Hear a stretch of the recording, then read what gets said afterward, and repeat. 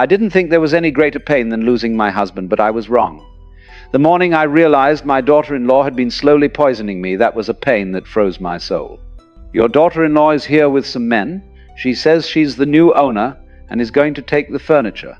That was the call I got at 5:00 a.m. It wasn't confusion I felt.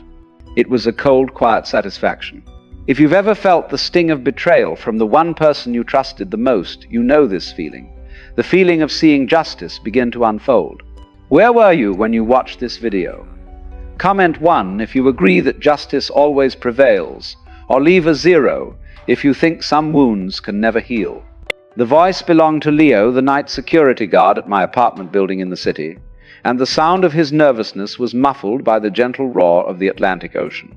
It was 5 o'clock in the morning, and I was exactly 200 miles away, safe inside my little beach house retreat on Long Island. I sat up slowly, the sea breeze cool against my skin, and the first ray of pale orange sunlight was just beginning to touch the horizon. I had come here 4 weeks ago seeking distant peace, and the clarity I desperately needed to fight a war I never asked for. Rose, that was my name, 60 years old, a widow, and a woman who had worked hard for 40 years to ensure her future and that of her only son, Elijah. I had bought my city apartment, a 10-story beacon of my independence, with my own money, and this little beach house was my sanctuary. Yet now my entire life was being threatened by a woman I had welcomed into my heart, Rebecca, my daughter-in-law, of only 4 months. Leo repeated himself, his voice shaking slightly over the line. Miss Rose, she's in the lobby with 3 big men in moving uniforms. She says she has papers signed. What should I do? I didn't need to check the time. I knew exactly why Rebecca was there at 5 in the morning. She wasn't an early riser, but she was a planner. She wanted to be in and out before the respectable neighbors woke up, before the sun exposed her ugly intentions. She wanted to do this quickly, silently, assuming that an old woman like me would be confused, frail, or perhaps still sleeping off the effects of the tranquilizers she had been sneaking into my food. A strange feeling washed over me, displacing fear and panic. It was a clarity so profound it was almost serene. I was no longer the victim. I was the one pulling the strings. Don't stop her, Leo, I instructed, my voice surprisingly steady. Let her in. She's going to find a surprise. Please just do me one favor. Make sure she signs the logbook with her full name and her ID number. That's important. Leo was confused, but he knew me well enough to trust my instruction. He had worked at that building for 10 years, greeting me every day with respect. He knew my routine, my independence, and he knew that for the last few months, my son and his wife had been treating me like an obstacle. I ended the call and immediately reached for my cell phone, bypassing the notification screen and opening an inconspicuous app. The image that filled my screen was crystal clear, the lobby camera live stream. There she was, Rebecca Tiara, 32 years old, tall, thin, wearing expensive athleisure wear that screamed casual wealth, but her face betrayed her hurried anxiety. She was gesturing wildly toward the elevator, talking to 3 burly men in cheap moving company uniforms. They were carrying empty boxes. She was impatient, like a thief running out of time. I touched the screen and zoomed in slightly. I saw her speak to the foreman, pointing emphatically. The video was silent, but I didn't need sound to know the script. This apartment is mine now. The old woman signed it over to me. Let's make this fast. My heart hammered against my ribs, not from fear, but from the adrenaline of anticipation. This was it, the moment of truth. I switched the view to the hallway camera on the 10th floor. Empty, quiet. The door to my apartment, a solid piece of varnished mahogany, was closed and intact. The original locks, the ones Rebecca thought she had the keys to, were useless. I had replaced the actual locking mechanism weeks ago, but left the exterior casing of the old lock in place, an invisible trap. I returned to the lobby view just in time to see Rebecca and the 3 men disappear into the elevator. Leo watched them go, his expression a mixture of worry and confusion. He was a good man, and his signature on that logbook would be the first official piece of evidence against her. The elevator climbed slowly. 9th floor, 10th floor. The doors opened, and Rebecca stepped out first, followed by the 2 men who hadn't walked away from the dubious job. She moved with predatory confidence, going straight to my door. She fumbled in her designer purse for a moment, pulling out a key. It was the old key, the one I had accidentally left hidden in a ceramic owl, knowing she had probably copied it weeks before. She tried it. Nothing. She tried another. Nothing. I watched her frustration boil over. One of the movers seemed uncomfortable and asked a question, pointing at the lock. Rebecca snapped at him. She took out a thin metal card, trying to jimmy the lock, desperate. "This is illegal, ma'am," I heard the sound feed pick up one of the men say. Rebecca glared. "I am the owner now. My mother-in-law signed everything over to me." She lied, pulling out a crumpled document, the power of attorney she had tried to force me to sign. "It's all legal now. Move." The men hesitated, but Rebecca was persuasive. And when she pulled out a wad of cash, 2 of the men were convinced. The third one walked away disgusted. They started forcing the door. I saw the crowbar glint under the hallway light. As the door buckled and opened, I switched to the interior camera in the living room. Rebecca burst in, turning on the lights, her eyes immediately sweeping over the antiques, the leather sofa, the mahogany sideboard. "That sofa first," I heard her say clearly, the audio crisp and perfect. "And that table, everything that's worth anything. Then the final, unforgivable act." Rebecca went straight to my bedroom. I watched as she approached my vanity, opened my jewelry box, a custom-made cherry wood piece, and pulled out the gold necklace my husband David had given me on our 20th anniversary. She held it up to the light, smiled, and slipped it into her pocket. A simple act of theft, but a profound violation of my most sacred memory. Rebecca walked back into the living room, pulling out her phone. She thought she was alone, that the silent cameras were only recording images. But I had installed high-fidelity audio capable of picking up private conversations. She called someone, likely a conspirator. "I'm inside." "Yes, with the key I got last week." "She's at the beach house, like always." "This is going to be quick." She paused, listening to the person on the other end. Then she laughed, a triumphant, chilling sound. "No, the tea thing didn't work. It seems she stopped drinking it, but it doesn't matter anymore. This is enough. The old woman is too stupid to protect herself properly." Rebecca kept talking.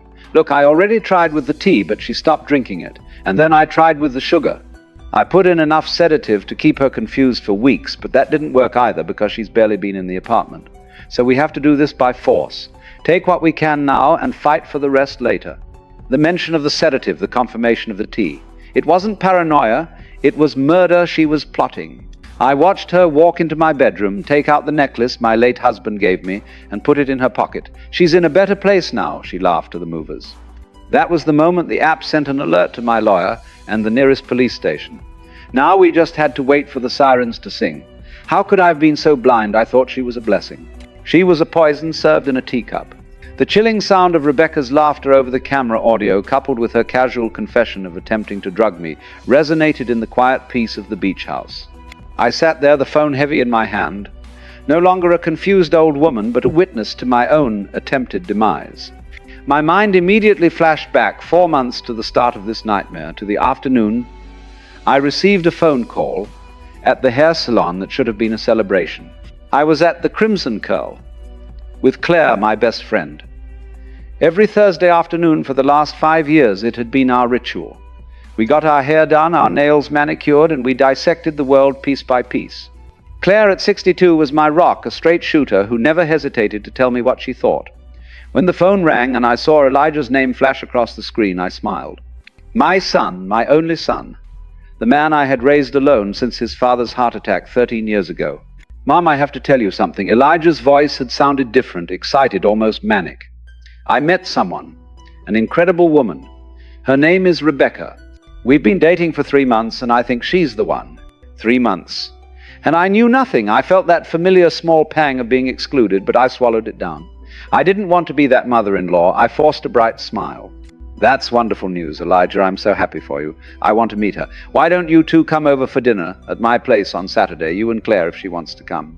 Saturday, however, turned into dinner at their new apartment. A sleek, modern space Elijah had bought 2 years prior with a significant loan from me, a loan I never saw repaid but didn't press for. Rebecca opened the door.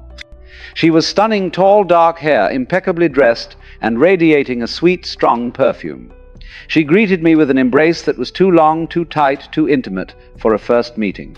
"Rose, what a pleasure to finally meet you. Elijah talks about you all the time," she gushed. The apartment was noticeably changed. New cushions, scented candles, and the dining table was set with elaborate placemats I didn't recognize. Rebecca had taken over, and Elijah, standing proudly in the background, was clearly delighted.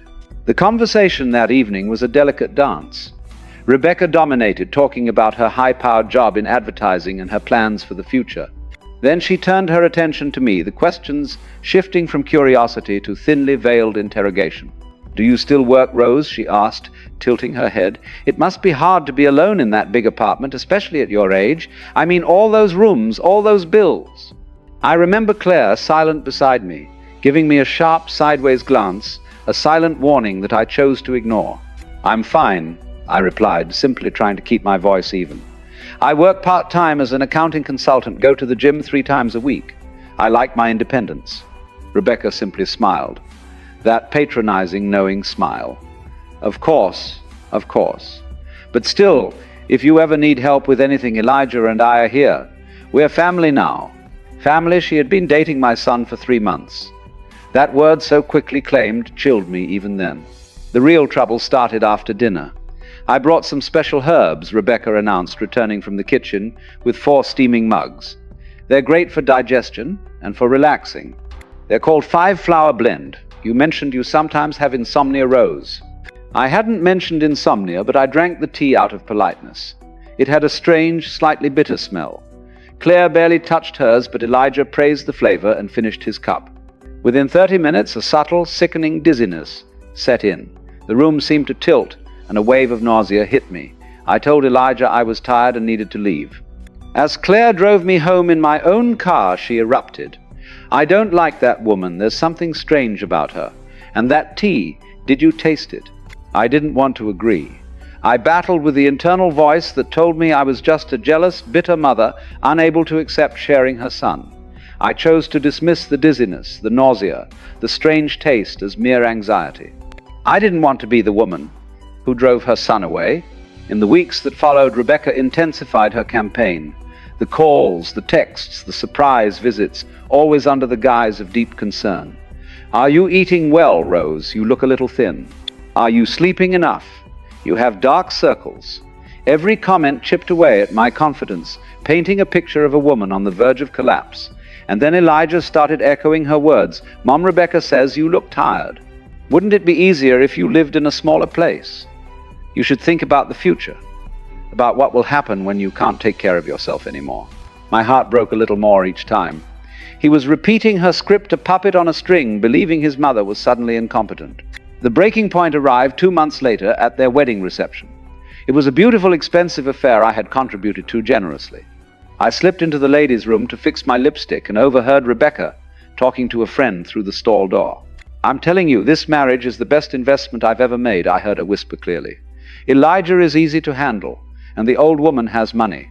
An apartment that's worth like $200,000, savings a beach house, and the best part is she has no one else, just Elijah. Everything is going to be ours eventually." My blood ran cold. The sink I was gripping felt icy. The truth, raw, ugly, and undeniable, hit me like a physical blow. It wasn't paranoia. It was real. I was a target. I left that bathroom gripping the sink, trying to breathe. It wasn't my imagination. It wasn't paranoia. Rebecca Tiara had planned everything from the start. I was not going to be a victim. The first person I called was Olivia Reed. My son looked me in the eyes I raised, and told me, "Mom, I think you need professional help." That was the moment I stopped being his mother and started being his enemy's target. The day after the wedding, I drove to the office of Olivia Reed, my lawyer and a trusted friend for over 20 years. Her office was downtown on the 12th floor of an old but well-maintained building, a contrast to the sleek modern glass towers Rebecca favored. Olivia, 65, sharp and precise, listened to my story in silence. The strange tea, the dizzy spells, the overheard conversation about the best investment. When I finished, she didn't offer pity, she offered strategy.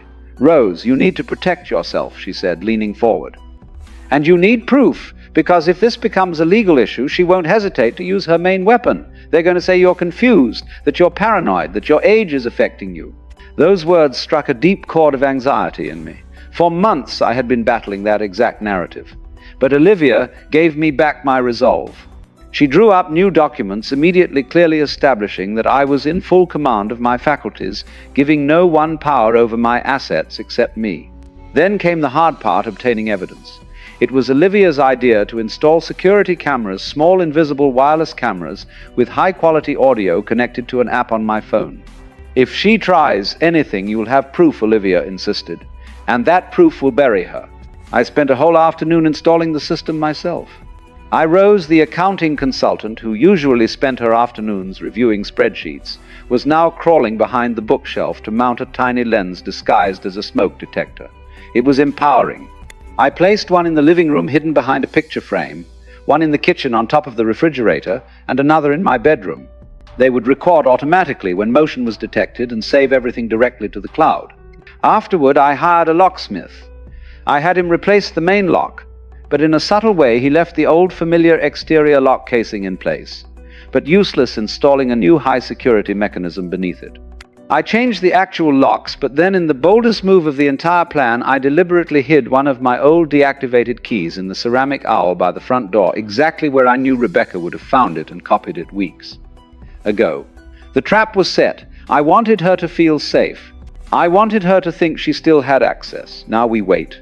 The waiting wasn't easy. Rebecca's campaign intensified after I refused to sign her fraudulent power of attorney papers. Elijah's voice became cold and strained. Mom, Rebecca says you don't trust me, that you rejected me when I only wanted to help. I tried to explain about needing my lawyer to review the documents, but the manipulation had done its job. Elijah didn't hear me. He only heard his wife's voice full of feigned hurt and worry. One morning, while I was at the park with my walking group, Tanya Price, the nurse approached me with a grave look. "Rose," she said quietly, "are you still feeling dizzy after visiting them?" I confirmed that I was. "Don't drink anything else she gives you. Nothing. Not food, not drink, nothing," Tanya warned. "I've seen cases. People who use sedatives to make a person seem confused, sick, incapable. Then they say the person needs help, that they can't take care of themselves, and they end up taking control of everything." Tanya's words were the final piece of the puzzle. It wasn't just money, it was an attempt on my physical and mental well-being. 2 days later, the trap was sprung. I was sitting at the grocery store distracted when my phone vibrated. Notification motion detected. I opened the app. It was Rebecca. She was in my living room alone, holding her phone, photographing my documents. She moved through the house with alarming familiarity. Then she went into my bedroom, straight to my cherrywood jewelry box. She took a gold wedding ring David had given me and slipped it into her purse. An unambiguous act of theft. My hands were shaking, but a strange calm settled over me. It was real. I wasn't paranoid. That night, Elijah called. I confronted him. "How did Rebecca get into my apartment today?" "You gave her a key." Elijah stammered, defending her with thin excuses about picking up a Lent book. I told him the truth. "Elijah, I have cameras. I recorded her going through my things, taking photos of my documents, stealing a ring." The line went silent. It was a silence filled with his disbelief, his betrayal, and ultimately his rejection. "Cameras. Since when do you have cameras?" he demanded. I explained that I had installed them since I began to suspect something was wrong. His response, delivered in a cold, weary voice, was the deepest cut of all. "This is ridiculous. You're spying on your own family. Mom, I think you need help. Professional help. Maybe talk to a doctor about this." He hung up, leaving me standing in my empty apartment, clutching the phone. He had dismissed my evidence, my reality, my sanity. He had chosen her script over his mother's truth. I had proof of theft, but not of the real plan. I changed the locks, but I left an old key hidden where I knew she would find it. I wanted her to feel safe. I wanted her to think she still had access. The trap was set. Now we wait. I sat in that living room, surrounded by her fake family, listening to them tell me I was too old, too confused, too much trouble. But this time I wasn't just listening to their insults. I was counting their lies. The day of the family lunch felt like stepping onto a meticulously designed stage set for my downfall. Rebecca had insisted on the gathering sounding annoyingly cheerful, as if she hadn't just been caught stealing from my jewelry box. She wanted us all together this Sunday, ostensibly to meet her mother and brother, but I knew the real reason she needed witnesses. I arrived at their apartment, now heavy with an atmosphere of polite, false concern. Rebecca wore an elegant dress and an impossibly radiant smile. In the living room sat Elijah, looking nervous. Rebecca's mother, who scrutinized me with cold curiosity, and her younger brother, who barely glanced up from his phone. There was also another couple, distant relatives. Rebecca introduced them, all part of the cast for the trap. I politely declined wine, asking for water instead. I had learned my lesson. Nothing that passed her lips would enter mine. During the bland, well-presented lunch, Rebecca dominated, talking incessantly about Elijah's career and her business plans. I ate in silence, watching the performance. The silence of my refusal to participate, feeling like a heavy weight in the room. After dessert, the atmosphere shifted, growing thick and suffocating. Rebecca pulled out a folder and adopted a soft, worried tone, the voice she used when discussing my impending failure. "Well, now that we're all family, there's something important we want to share." She began, looking at Elijah, who nodded uncomfortably. "We've been worried about Rose." All eyes turned to me, the problem. "Lately we've noticed she's very forgetful." Rebecca continued, her voice dripping with compassion. "She gets confused with dates. The other day she called me thinking it was Thursday when it was Sunday. And she's been very paranoid. She installed cameras in her apartment because she thinks someone is spying on her. She accuses us of things we haven't done." Rebecca's mother chimed in with a pitying sigh, perfectly playing her part. "Poor thing. It's normal at that age." My mother was the same before we had to put her in a home. The familiar heat of indignation rose in my chest. Old woman, paranoid, incapable. Every word was a deliberate blow meant to erode my reality and assert their control. "I'm not confused," I stated clearly, though my hands were clenched beneath the table. "And I installed the cameras because someone entered my apartment without my permission." Rebecca smiled with infinite patience, as if addressing a delusional child. "Rose, I came in because you had told me I could stop by to pick up that book you lent me. Don't you remember? I never lent you any book," I countered. See, Rebecca turned to her audience, playing the victim. This is what I'm talking about. She doesn't remember things.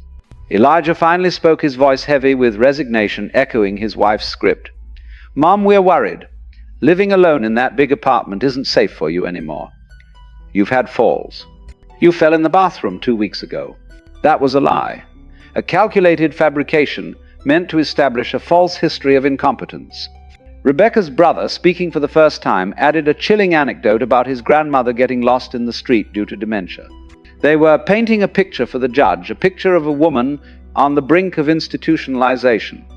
I stood up, refusing to endure the psychological torture any longer. Rebecca, however, was ready for the final, decisive move. "Rose, please sit down. This is important. We want to help you," she said, her voice dropping into a conspiratorial whisper. She pulled a set of papers from her folder. "We spoke with a lawyer. This is a voluntary guardianship. Basically, you agree that you need help managing your affairs, and you authorize us to do it for you. It's for the best. That way you can continue to live peacefully, without worrying about anything." I looked at the documents, then at Elijah. He wouldn't meet my gaze. "I'm not signing that." Rebecca's mask finally cracked. I saw a flicker of raw, undisguised rage in her eyes. "Rose, if you don't sign voluntarily, we'll have to start a legal process. We have witnesses. Everyone here can confirm that you're not well. A judge will order a psychological evaluation, and when that evaluation shows you can't take care of yourself, they'll assign you a guardian anyway. It's better if it's family, don't you think?" It was the perfect trap sign, and lose everything or refuse and be dragged through court where their lies would be validated by these witnesses. I felt a cold, absolute clarity replace the panic. I needed one final moment of solitude. "I need to go to the bathroom," I stated. I locked the door, took out my phone, and texted Olivia. "They're trying to force me to sign a guardianship. They have false witnesses. I need help." Olivia's response was immediate. "Don't sign anything. Get out of there. I'm starting legal action immediately. We have the recordings. This is coercion." I took a deep breath, splashing cold water on my face. When I looked in the mirror, I saw an older woman, tired and scared, but not defeated. I was not the victim they thought I was.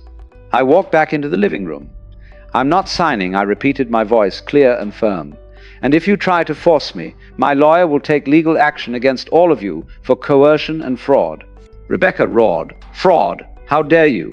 "I know exactly what you're doing," I said, looking her straight in the eye. "I know you entered my apartment without permission. I know you stole my ring. I know you've been making things up about me to make it seem like I'm incapacitated. And I have proof of everything." The room fell into stunned silence. Elijah finally looked at me, confusion replacing his resignation. "Ask your wife about the gold ring she took from my jewelry box 2 weeks ago," I challenged him. "Ask her about her phone conversations where she talks about my apartment as if it's already hers." Rebecca laughed, a frantic, desperate sound. This is ridiculous. Elijah, she's delusional. I have recordings, I said simply. Cameras with audio all over my apartment, recording every time someone enters, saving everything to the cloud, and my lawyer has copies of everything. I turned to Elijah, the betrayal, a bitter taste in my mouth. Son, I love you, but your wife married you for money, for my properties, and she has been trying to make me seem incapable so she can take it all. Mom, don't believe her, she's sick, Rebecca screamed. But Elijah was looking at me now, finally seeing the impossible truth. I grabbed my purse and walked out. No one tried to stop me. I left. No one stopped me. As I sat in my car looking back at the building, I knew what was coming. Rebecca now knew that I knew. And desperate people do desperate things. I drove straight to the beach house to prepare for the final battle. It wasn't about the money anymore. It was about the tiny vial of sedative she emptied into my sugar container. She didn't just want to steal my life, she wanted to destroy my mind. I spent the next few days executing the final protective measures at the beach house. Olivia had stressed the urgency. Rebecca now knew I was aware of her plan, making her unpredictable and desperate. We armored my life, new accounts, updated will clauses, and the critical step of the psychological evaluation. I met with Dr. Julian Hayes, a forensic psychologist Olivia recommended. He put me through hours of cognitive tests, memory assessments, and interviews. It was exhaustive, forcing me to recount every detail of my life and the ordeal with Rebecca. When we finished, Dr. Hayes gave me his verdict. Mrs. Rose, you are perfectly competent. There are no signs of cognitive decline, no confusion. I will write up a full report, and if necessary, I will testify before a judge. Relief flooded me, followed by a surge of pure cold anger that I had been forced to prove my own sanity. But the biggest revelation came when Olivia and I drove back to my city apartment, entering with caution, wearing gloves. Olivia retrieved a sealed bag from her briefcase. The cameras caught something 2 days ago when you were at the beach, she said gravely. And it's bad. The video showed Rebecca in my kitchen. She opened the cabinet where I kept my spices, took a small vial from her purse, and emptied its contents into my sugar container. She mixed it casually with a spoon. What was that? My voice was distant, strange. We don't know, Olivia said. But we need to find out. Do you still have that sugar? We took a sample, immediately sealing it in a bag and rushing it to a private lab. Those 48 hours were the longest of my life. I couldn't eat or sleep, haunted by the memory of the dizziness, the nausea, the confusion. It wasn't my age. It was poison. When Olivia called with the results, the calm in her voice was deceptive. It was a sedative rose, benzodiazepines in high doses, enough to cause disorientation, dizziness, short-term memory problems. If you had kept consuming it, it would have eventually caused symptoms that looked just like dementia. She wasn't just trying to rob me, she was trying to medically incapacitate me. This wasn't just financial manipulation anymore. This was attempted physical harm. This was criminal. The moment of payoff came 2 days later at 5 o'clock in the morning. My phone vibrated with the familiar name Leo, the security guard. Your daughter-in-law is here with some men. She says she's the new owner and is going to take the furniture. My heart hammered, but I felt a dangerous exhilaration. Don't stop her, Leo. Let her in. She's going to find a surprise. I immediately called Olivia. Rebecca is in my building. She's here to take my furniture with men and a truck. Perfect, Olivia. Snap back. Don't do anything. The cameras are recording everything. I'm calling the police right now. Breaking and entering in progress. Just stay calm.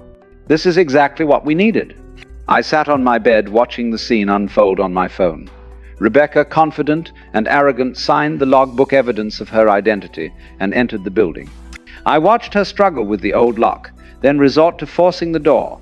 2 movers stayed, bought off by her cash offer. The moment they breached the door, the cameras and audio captured everything. Rebecca started pointing at my belongings.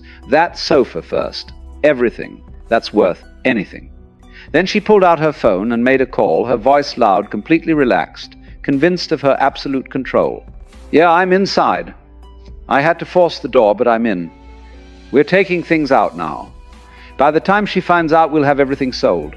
The person on the other end must have asked about the original plan. Rebecca responded with chilling clarity. Look, I already tried with the tea, but she stopped drinking it, and then I tried with the sugar. I put in enough sedative to keep her confused for weeks. So we have to do this by force. Take what we can now, and fight for the rest later. The confession was perfect. Poisoning, conspiracy, theft, all recorded, time-stamped, and saved to the cloud. Then the sound that shattered the pre-dawn silence, sirens. Distant at first, then rapidly growing louder. I watched Rebecca tense up, run to the window, and watch her face drain of color. "Leave everything, let's go now," she screamed at the movers. But it was too late. The hallway camera showed the elevator doors opening, revealing 4 uniformed police officers, hands on their weapons. "Police, nobody move." I watched Rebecca try to run. I watched the officer pin her against the wall and snap the cold silver handcuffs onto her wrists. She screamed, "Let me go. You don't understand, I have a right to be here." The officer's response was simple and final. The owner of the apartment, Mrs. Rose, filed a complaint. "We have a warrant for your arrest." I watched them take Rebecca away, screaming and fighting, blaming everyone but herself. The image of her frantic face, the raw fear finally replacing her arrogance, was the culmination of months of pain. My phone vibrated. A message from Elijah. "My son. Mom, please? I need to talk to you. Rebecca's been arrested. I don't understand what's happening. Please call me." The man who had abandoned me standing there broken. I had a choice, forgive and forget, or draw a boundary that would save us both. I did not answer Elijah's frantic text message. Not that day and not for several months. I was emotionally drained, but fundamentally I was whole. The police had retrieved the stolen necklace and all the other items. My apartment was secured. The sugar container, the poisoned heart of the matter, was with the lab, and Rebecca was in custody. The bail hearing 3 days later was my chance to reassert my reality. Olivia insisted I be there. "They need to see you're not a confused old woman like Rebecca wants them to believe," she said. "They need to see a strong, coherent woman who knows exactly what was done to her." I dressed carefully that morning, a simple gray pantsuit, professional, dignified. When Rebecca was brought in, she was thin, pale, and wearing an orange prison jumpsuit. Elijah was there too in the back row, looking destroyed. He tried to catch my eye, his face pleading, but I kept my gaze focused forward. The judge, a woman with a serious, unwavering expression, listened as the prosecutor laid out the evidence, the video and audio recordings of the breaking and entering the lab analysis, confirming benzodiazepines in the sugar, the testimony of Dr. Julian Hayes, the forensic psychologist, confirming my full mental capacity. Rebecca's lawyer tried to argue confusion and dementia, but the judge was unmoved. "The recordings are quite clear," she said dryly. Given the severity of the charges, especially the attempted poisoning, bail was denied. Rebecca screamed, blaming Elijah, blaming me, blaming the system. Then Elijah stood up. "Your Honor, please, my wife wouldn't do this. There has to be a mistake." The judge looked at him. "Did you know about your wife's actions?" Elijah hesitated. That moment of hesitation, that inability to deny the truth fully, was his final act of condemnation. Outside the courtroom, he finally caught up to me. "Mom, wait, please." I stopped and turned. I looked at the man I had raised. "Did you know," I asked simply, "about the poison, about the plans to sell my apartment, about the nursing home?" He shook his head, avoiding my eyes. "She told me you were sick, that you needed help. I believed her. I didn't know it would go this far. You believed her over me." The raw pain of betrayal cut through my voice. "Your wife of a few months over your mother, who raised you alone for 13 years. You made me doubt my own reality. Your silence, your denial, your decision to believe her and not me that was helping her too." He broke down apologizing, saying he had to support his wife. "Then support her," I told him, the decision, cold and final. "Visit her in jail, pay for her lawyer, but don't ask me to forgive, because I had to make a choice too, and I chose to protect myself." I looked at him one last time. "If you ever understand what you did, if you ever truly comprehend the damage you caused, then we can talk. But until that day, I need distance." The trial came 3 months later. The camera recordings were played. The confession about the sedatives horrified the jury. I took the stand, giving clear, firm testimony. She made me feel like I was losing my mind, that my age had made me incapable. But then you realize something important, that being 60 years old doesn't make me incompetent. That being a widow doesn't make me vulnerable. I am a woman who worked her whole life, and no one has the right to take that away from me. The jury returned the verdict in 3 hours, guilty on all counts. Rebecca was sentenced to 8 years in prison. Leaving the courthouse, a reporter approached me. "Mrs. Rose, do you have anything to say to other women who might be going through similar situations?" I looked directly into the camera, thinking of all the women who felt invisible. Yes, I said. If something doesn't feel right, trust your instinct. It doesn't matter how old you are. You know your life. You know your mind. And you have the right to protect yourself. You have the right to set boundaries even with family, especially with family. The following year was about rebuilding.